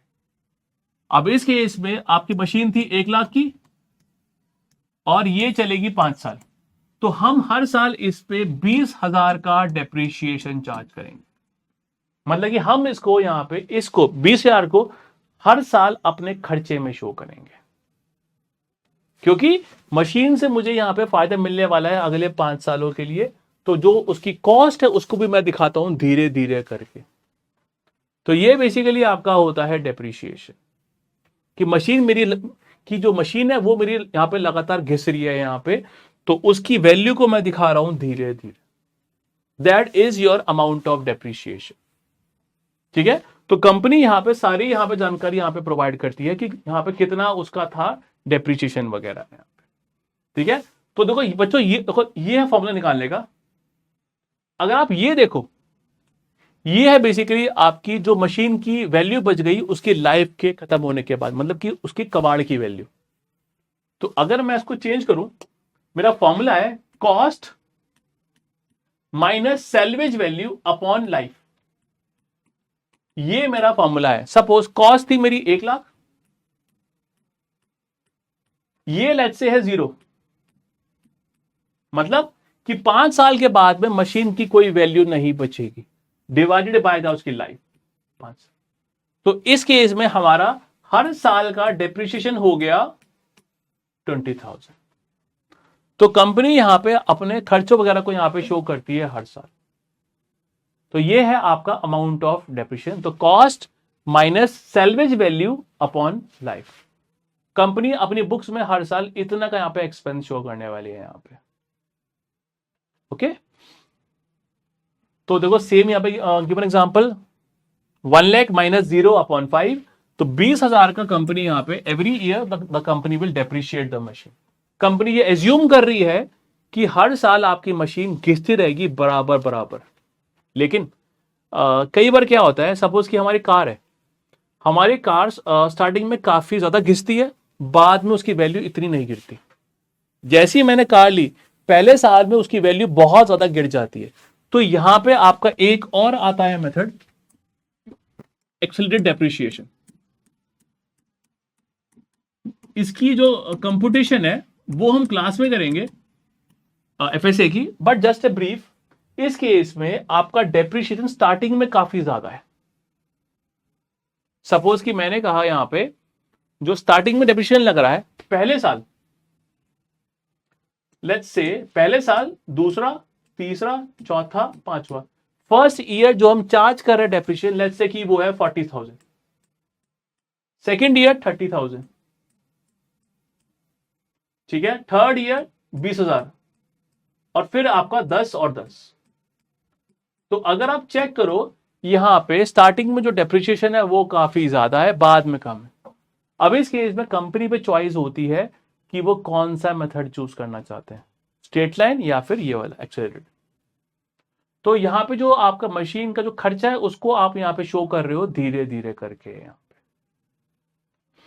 ठीक है। अब देखो कंपनी ने सेल्स करा, फिर उसका यहाँ पे खर्चा वगैरह हुआ, सीओजीएस, लेकिन बहुत सारी उसकी कमाई होती है जो उसका मेन काम नहीं होता। जैसे कि कंपनी है कोक, कोक जो कंपनी है उसका मेन काम है बेचना कोल्ड ड्रिंक, लेकिन लेट्स से कि अगर वो बेचती है मशीन, कोई मशीन थी उसकी पुरानी, फिर वो लेट्स से सेल कर रही है यहां पे, तो उस केस में वहां से जो उसकी कमाई होगी वो भी हम यहां पर डालते हैं, लेकिन हम उसको शो करते हैं separately with the name non operating, क्योंकि वो हमारा मेन काम से नहीं है। तो हम उसको सेपरेटली शो करते हैं यहां पे, क्योंकि वो हमारा मेन काम से काम नहीं है। So we refer to it as non operating items, ठीक है। तो हम यहां पे कंपनी अपना ऑपरेटिंग को दिखाती है, साथ ही में वो सेपरेटली मेंशन करती है नॉन ऑपरेटिंग भी, जो उसका मेन काम से नहीं है। ओके बच्चों, एक बार सोचो कि इसका क्या हो सकता है रीजन।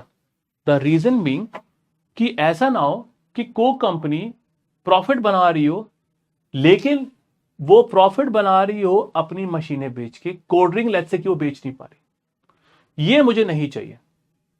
तो व्हाट आई वांट इज कि जो कंपनी है वो अपने मेन काम से प्रॉफिट बनाए, मेन काम से कैश बनाए।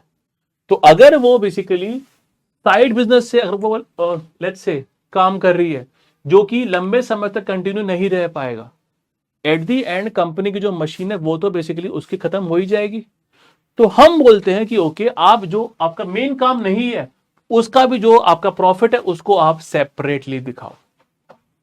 तो ये बेसिकली आपका होता है इनकम स्टेटमेंट। यहां पे हम यहां पे बेसिकली यहां पे जो कंपनी वाले यहां पे बुक्स बना रहे हैं, यहां पे पहली बुक्स वो लोगों ने जो शो करी है वो शो करी है इनकम स्टेटमेंट, कि हमारा माल कहां बिक रहा है, कहां पे हमारे खर्चे वगैरह हो रहे हैं, ठीक है। और ये जो बच्चों फॉर्मेट था ये वाला बहुत पीछे था, ये sales minus COGS minus operating profit आपका आ गया यहाँ पे, ठीक है। एंड देन ऑपरेटिंग प्रॉफिट में से आपने लेस करा इंटरेस्ट और tax, and then you get the net profit. तो ये सारी चीजें यहां पे कंपनी शो करती है। यहां पे ये फॉर्मेट आपको पूरा याद होना चाहिए कि ये कैसे काम कर रहा है, क्योंकि ये चीज हम मल्टीपल जगह बात करते हैं यहां पे, ठीक है। तो जो हमारी बुक्स थी, तो पहले हमने यहां पे डिस्कस किया था कि कंपनी यहां पे कौन सी बुक्स बनाती है। सेकेंडली हम यहां पे बात कर रहे हैं कि जो इनकम स्टेटमेंट है कहां से वो बेसिकली प्रॉफिट बना रही है वो चीज। तो हमारा जो फर्स्ट बुक है वो जो हमारा बुक है जो कि कंपनी बनाती है वो था इनकम स्टेटमेंट। उसके बारे में मैंने आपको एक ब्रीफिंग दी है यहां पे। ये चीजें आपको पता होनी चाहिए जब हम बेसिकली स्टार्ट करेंगे एफएसए, ठीक है। उसके बाद यहां पे अब जो नेक्स्ट टॉपिक है वो है आपका बैलेंस शीट, ठीक है। बैलेंस शीट देखो, इसके बारे में लाइक आई सेड कि ये बनती है एक डेट पे, 31 दिसंबर for example. This can be any date, this can be also 31 March, लेकिन यूएस में ज्यादातर 31 दिसंबर पे होती है। देखो बच्चों, हमारा एग्जाम है यूएस का, तो हम बेसिकली यूएस के सेंट्रिक बातें ज्यादा करेंगे। तो ये जो डेट है जो बैलेंस शीट है ये बनती है एक डेट पे। एक डेट पे आपके पास कितने थे एसेट, क्या थी आपकी लायबिलिटी और क्या थी आपकी इक्विटी। तो वी हैव दिस एसेट, ठीक है, जो कि कंपनी ओन करती है, जो कंपनी ने लेट्स से वहां पे परचेज कर लिया, मशीनें, बिल्डिंग, फर्नीचर, ये जो आपके होते हैं एसेट्स जो उसके कंट्रोल में है कंपनी के, वो बेसिकली हमारे होते हैं एसेट। उसके अलावा एक बात हमेशा याद रखना, asset is equal to liability plus equity, ये हमेशा आपका होल्ड करता है। ये एक मेन सोर्स है आपका बैलेंस शीट का, यहां पे asset is equal to liability plus equity, this always holds true, ठीक है। अब बात करते हैं लायबिलिटी का। लायबिलिटी बेसिकली होती है आपकी कंपनी की ऑब्लिगेशन जो कंपनी ओज करती है। सो वो पेमेंट जो कंपनी को करनी है, चाहे वो लोन की हो या फिर वो पेमेंट हो किसी सप्लायर की, all these are the liability of the company is obliged to pay these payments। उसके अलावा आपके आते हैं इक्विटी। देखो ये आपके हो गए सारे आपके शेयर होल्डर्स, ठीक है, तो ये भी कंपनी यहां पे जानकारी प्रोवाइड करती है। यहां पे लाइक ए सेड कि asset equal to liability plus equity, और आई कैन से मेरा equity is equal to asset minus liability. अगर कंपनी बंद हो जाए, कंपनी के सारे सेल होंगे एसेट, सबसे पहले पेमेंट होगी लोन की, जो बच गया वो बेसिकली है आपका इक्विटी वाले का। तो ये बेसिकली आपके यहां पे शेयर होल्डर्स आपके होते हैं, क्योंकि ये लोग कहीं ना कहीं यहां पे शेयर करते हैं प्रॉफिट में, ठीक है। सो इसको ये नाम है ओनर्स इक्विटी भी इसको बुलाते हैं। We also refer to it owner's equity, क्योंकि ये लोग कंपनी के मालिक वगैरह भी होते हैं, ठीक है। अब लाइक ए सेड कुछ एसेट होते हैं वो हम शो करते हैं कॉस्ट पे, कुछ जो होते हैं एसेट उसमें हम चार्ज वो उसको हम शो करते हैं आफ्टर डेप्रिसिएशन, कुछ को हम शो करते हैं फेयर वैल्यू पे, ठीक है। इसके बारे में हम धीरे धीरे बात करेंगे यहां पे कि कौन से वालों को शो करते हैं किस चीज पे, ओके, ठीक है। अच्छा देखो सी, अब देखो यहां पे I will just provide you list कि आपके क्या होते हैं करंट एसेट और क्या होते हैं। तो जो आपके एसेट है ना, जो आपके एसेट है, अब उसमें से कुछ आपके होते हैं शॉर्ट टर्म के और कुछ होते हैं लॉन्ग टर्म के। अब शॉर्ट टर्म मतलब जो आपके लेस देन 1 ईयर के हो गए वो आपके हो गए शॉर्ट टर्म के, और जो आपके मोर देन 1 ईयर के हो गए वो आपके हो गए लॉन्ग टर्म के। तो जो हमारे शॉर्ट टर्म के हैं हम उसको रेफर करते हैं as current asset, we refer to it as current asset. Again जब ये बेसिकली मेरे यहां पे करंट एसेट है तो this will be my non current asset.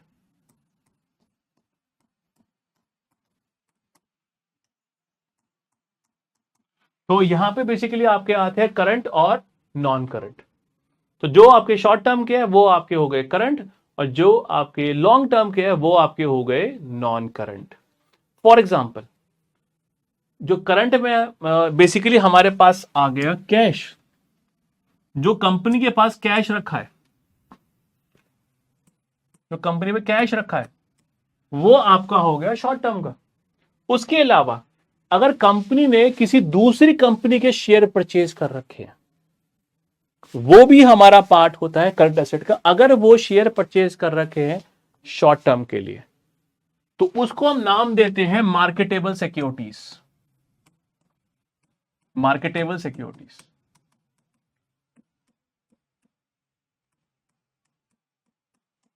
तो कई बार एक कंपनी दूसरी कंपनी के शेयर्स वगैरह वहां पे परचेज कर लेती है and we refer to it as marketable security, वो बेसिकली कंपनी के लिए एसेट है।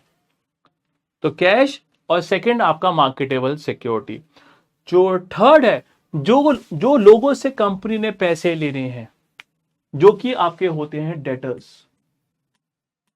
इसको हम एक और नाम इसका नाम एक और होता है जो कि है रिसीवेबल।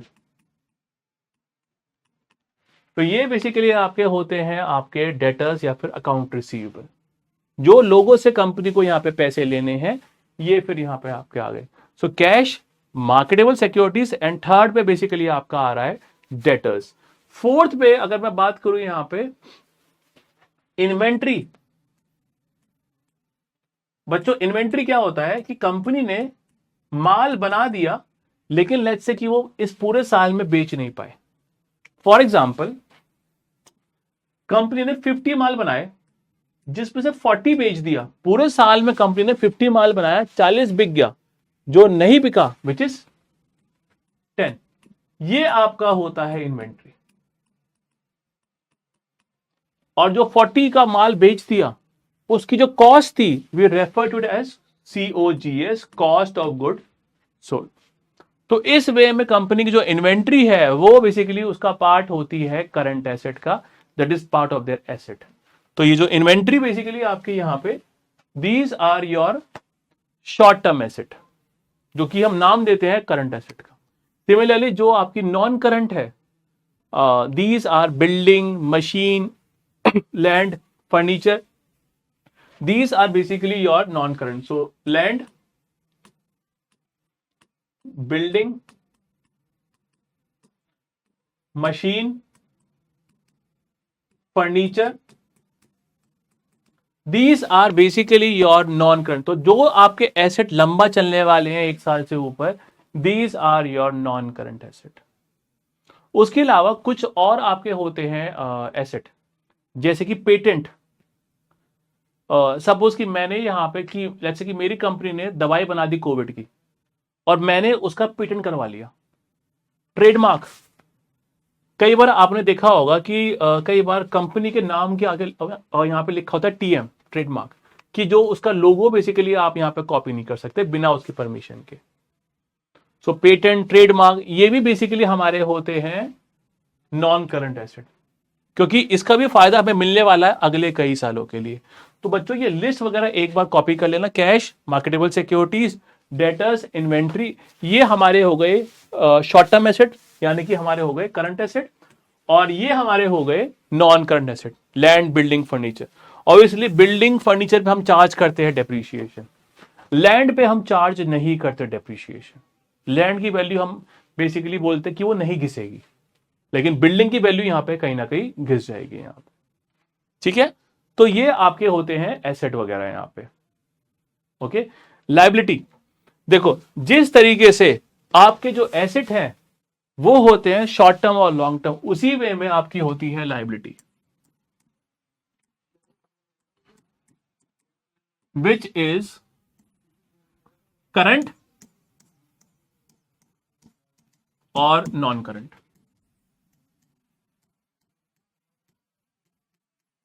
तो सेम वे में आपकी यहां पे जो आपकी होती है लायबिलिटी वो भी होती है शॉर्ट टर्म और लॉन्ग टर्म। तो अगर मेरी लायबिलिटी है लेस देन 1 ईयर की तो वो बेसिकली आपकी होगी करंट, और अगर मेरी लायबिलिटी है मोर देन 1 ईयर की तो वो फिर हमारी हो गई नॉन करंट। सपोज कि मेरा कोई लोन है जो कि 10 साल बाद पे होगा, तो long term debt, long term debt, तो लॉन्ग टर्म का जो मेरा डेट है या फिर लोन है that is my non current. और इस केस में जो हमारी करंट लायबिलिटी है जो हमको पेमेंट करनी है इस केस में, उस केस में आपके पहले आते हैं क्रेडिटर्स। ये बेसिकली क्या होते हैं कि उस केस में आपने लेट्स से कि आपने माल परचेज करा उधार पे, these are your creditors. Okay, तो आपको जो पेमेंट करनी है अपने सप्लायर को, दीज आर दिस क्रेडिट। उसके अलावा एक चीज होती है बैंक ओवरड्राफ्ट, कि बैंक से आपने शॉर्ट टर्म लोन लिया है लेट्स से 3 महीने के लिए, that is your bank overdraft. ये टर्म आपने कई बार सुना होगा, ओवरड्राफ्ट। ठीक है, तो ये बैंक का बेसिकली एक शॉर्ट टर्म लोन होता है 1 साल से कम का, that is this bank OD, bank overdraft. ठीक है, तो ये कुछ मैं आपको ब्रॉड बता रहा हूं यहां पे। ठीक है, तो हमारे और इसी में देखो होता है बॉन्ड्स। नॉन करंट में हमारे होते हैं बॉन्ड्स। बॉन्ड्स बेसिकली क्या होता है कि ये भी एक तरह से कंपनी लोन वगैरह ले रही है लोगों से।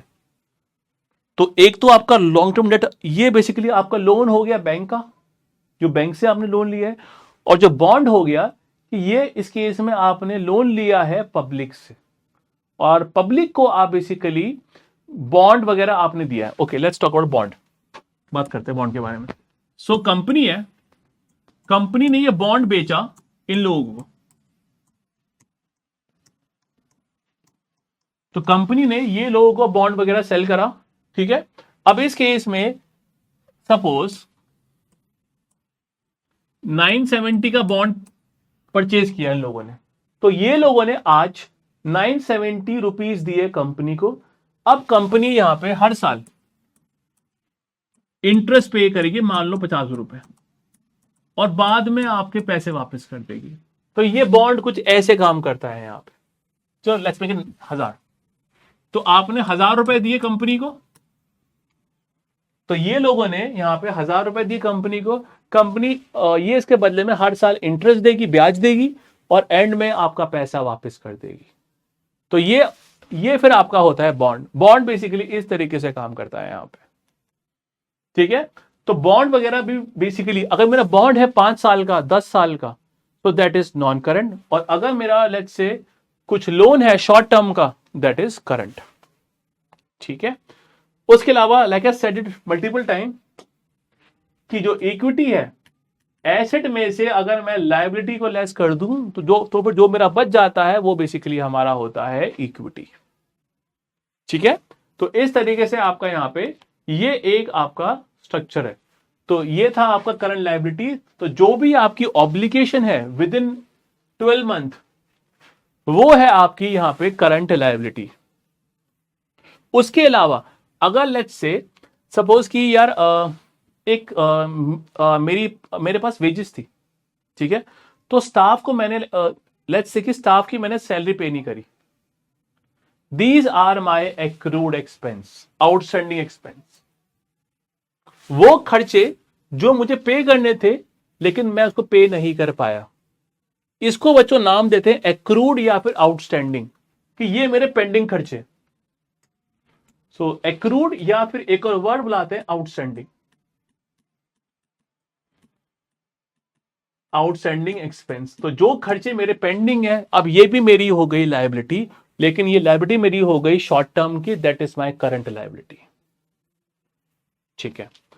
उसके अलावा deferred revenue, okay, let's say कि कस्टमर ने मुझे एडवांस पे कर दिया और मैंने उसे अभी सर्विस प्रोवाइड नहीं करी है। लेट्स से कि मैं यूज करता हूं मैगजीन में मैंने आप लोगों से पैसे पूरे साल के ले लिए, लेकिन मैगजीन मैंने अभी तक डिलीवर पूरी नहीं करी है। तो इनकम जो फिर मैंने रिसीव कर ली एडवांस में, दैट इज डेफर्ड इनकम। तो इनकम यहां पे receive in advance is your deferred income. Hopefully your point आपको यहां पे होकर रहेगा, ठीक है। तो इस केस में यहां पे एक तो यहां पे आपके आ गए आउटस्टैंडिंग एक्सपेंस, उसके अलावा यहां पे इनकम रिसीव इन एडवांस।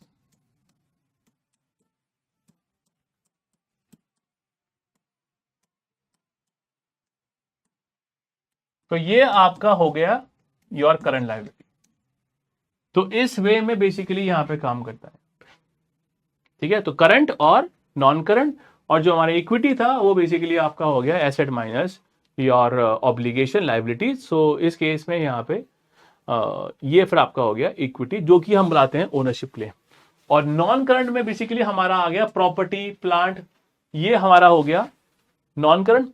अच्छा, एक और चीज देखो, हम इसको दिखाते हैं कॉस्ट पे। मशीन को मैंने अगर परचेज करा है 2 लाख का, तो मैं उसको कॉस्ट दिखाऊंगा, साथ में मैं उसमें लेस कर दूंगा डेप्रिसिएशन की मेरी मशीन यहां पे कितनी घिस गई है। लेट्स से इट इज 40,000,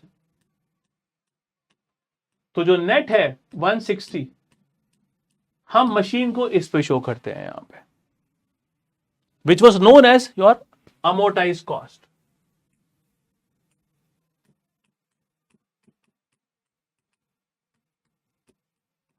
ठीक है, तो कॉस्ट में से यहां पे हमने लेस कर दिया depreciation and we get the amortise cost, ठीक है। तो हम यहां पे मशीन को यहां पे शो करते हैं यहां पे कॉस्ट माइनस देयर डेप्रिसिएशन। कई बार कंपनी यहां पे कुछ परचेज कर लेती है एसेट। लेट्स से कि मैंने यहां पे कुछ प्रॉपर्टी परचेज कर ली 3 साल के लिए। तो फर्स्टली जो प्रॉपर्टी है वो 3 साल के लिए मैंने परचेज करी है, तो वो हो गई हमारी नॉन करंट एसेट, और वहां से बेसिकली मुझे मिलेगा रेंट, या फिर मुझे वहां से मिलेगा कैपिटल गेन, प्रॉफिट वगैरह। तो ये भी हमारा हो गया investment property, and that is part of my non current asset. ठीक है, ठीक है। उसके अलावा ओके, इस केस में देखो, जो आपने पैसा रेज करा है with the help of share holders, ये जो कैपिटल कहीं ना कहीं कंट्रीब्यूट करी है, ये मैं आपको बता रहा हूं कि इक्विटी में चीजें आती है क्या क्या। तो इक्विटी में एक तो हमारा आता है कैपिटल कंट्रीब्यूटेड, तो जो लोगों ने पैसा दिया है वो बेसिकली पार्ट होता है इक्विटी का। उसके अलावा जो कंपनी ने इस साल पैसा बनाया, प्रॉफिट किया, वो भी इसके अंदर आता है। सो नेट प्रॉफिट भी इसी में आता है। पूरे साल में कंपनी ने कितना प्रॉफिट बनाया, तो उससे आपकी जो इक्विटी है वो फिर कहीं ना कहीं बढ़ जाती है, उसमें से आप लेस करते हो डिविडेंड। तो कैपिटल जो फिर आपने यहां पे कंट्रीब्यूट करी, plus your net profit minus your dividend. ठीक है, तो इस केस पे कैपिटल, उसमें से आपने यहां पे, अच्छा एक और चीज, net profit minus your dividend, इसको हम नाम देते हैं retained earning. We call this retained earning. तो नाम से देखो, इसको आप समझने की कोशिश करो कि जो प्रॉफिट का वो हिस्सा जो आपने सेव कर लिया है, बिजनेस में आपने वापस लगा दिया, रिटेन कर लिया, that is this retained earning. So capital जो आपने कंट्रीब्यूट करी है, उसमें से हम यहां पे ऐड करते हैं प्रॉफिट और लेस करते हैं dividend, that is known as retained earning.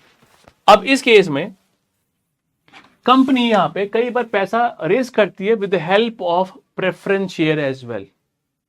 देखो देखो, मेनली तो कंपनी पैसा रेज करती है थ्रू डेट या लोन, या फिर थ्रू शेयर्स, इक्विटी। लेकिन कई बार कंपनी पैसा रेज करती है through preference share as well. ठीक है, तो ये भी बेसिकली हमारे पास सोर्स वगैरह होता है। देखो, लोन वाले को कंपनी पे करती है इंटरेस्ट, ब्याज। अब इंटरेस्ट बेसिकली चाहे प्रॉफिट हो चाहे लॉस हो, इंटरेस्ट तो जाता ही जाता है। तो प्रॉफिट हो चाहे लॉस हो, दोनों केस में हमारा इंटरेस्ट जाता ही जाता है यहां पे। ऑन द अदर हैंड, ठीक है, जो इक्विटी है, इनको हम पे करते हैं डिविडेंड। सो लोन पे बेसिकली हमने पे करा यहां पे ब्याज, इंटरेस्ट, प्रॉफिट हो या फिर लॉस हो, ब्याज तो हमारा जाएगा ही जाएगा। लेकिन जो हमारा शेयर होल्डर्स होते हैं, इक्विटी वाले होते हैं, उनको हम यहां पे करते हैं डिविडेंड, जो खाली प्रॉफिट में जाता है, क्योंकि वो बेसिकली हमारा हिस्सा है प्रॉफिट का, लॉस में वो नहीं जाता। तो ये खाली प्रॉफिट में जाता है, लॉस में ये नहीं जाता। ठीक है, सिमिलरली प्रेफरेंस शेयर्स भी होते हैं आपके, जो कि प्रॉफिट में लेते हैं डिविडेंड, लेकिन वो भी लॉस में नहीं लेते। लेकिन फर्क क्या है कि इनका जो होता है डिविडेंड, वो कहीं ना कहीं फिक्स होता है। सपोज कि अगर 10 रुपए है तो इनको 10 ही मिलेगा, चाहे प्रॉफिट 100 हो या फिर 1000 हो। लेकिन जो हमारे कॉमन शेयर्स होते हैं, जो फिर हमारे होते हैं इक्विटी वाले, उनका प्रॉफिट डिपेंड, जो फिर उनका होता है डिविडेंड, वो डिपेंड करता है उनके प्रॉफिट पे, कि वो लोगों ने यहां पे कितना पैसा बनाया। अगर प्रॉफिट ज्यादा, डिविडेंड ज्यादा इक्विटी वालों का, लेकिन जो प्रेफरेंस वालों का यहां पे फिक्स होता है डिविडेंड। ठीक है, तो ये आपका हो गया, ये भी पार्ट होता है इक्विटी का। तो जो कैपिटल वहां पे लगाई है शेयर होल्डर्स ने, प्लस आपका ये प्रेफरेंस शेयर्स का। अच्छा, कई बार कंपनी क्या करती है, कुछ शेयर को बाजार में से परचेज कर लेती है, उसको बुलाते हैं ट्रेजरी शेयर्स या फिर ट्रेजरी स्टॉक। तो जो शेयर कंपनी ने वापस परचेज कर लिए, these are your treasury shares. ठीक है, और फिर आपका आता है रिटेन्ड अर्निंग। तो ये 4-5 आपके यहां पे कंपोनेंट वगैरह होते हैं। ये बाकियों का मैं आपको बाद में क्लास में शो करूंगा यहां पे। ठीक है, बट ये बेसिकली आपका पार्ट होते हैं इक्विटी का। ठीक है, तो बच्चों मैंने आज के क्लास में यहाँ पे यही एक प्लान किया था कि मैं आपको यहाँ पे कवर करूंगा कि क्या होता है आपका इनकम स्टेटमेंट और क्या होता है आपका balance sheet. That was my main goal कि मैं आपको इसके शो करूं कि जो कंपनी है वो अपने बुक्स वगैरह क्यों बना रही है और उसका मेन रीजन क्या है। ठीक है, होपफुली इससे आपका कुछ तो आपका बेसिक श्योरली यहाँ पे कवर हुआ होगा। बाकी और क्लासेस में हम इसको और यहाँ पे हम कवर करेंगे डिटेल में यहाँ पे। सो बच्चों बहुत जल्दी मिलते हैं नेक्स्ट लेक्चर के लिए।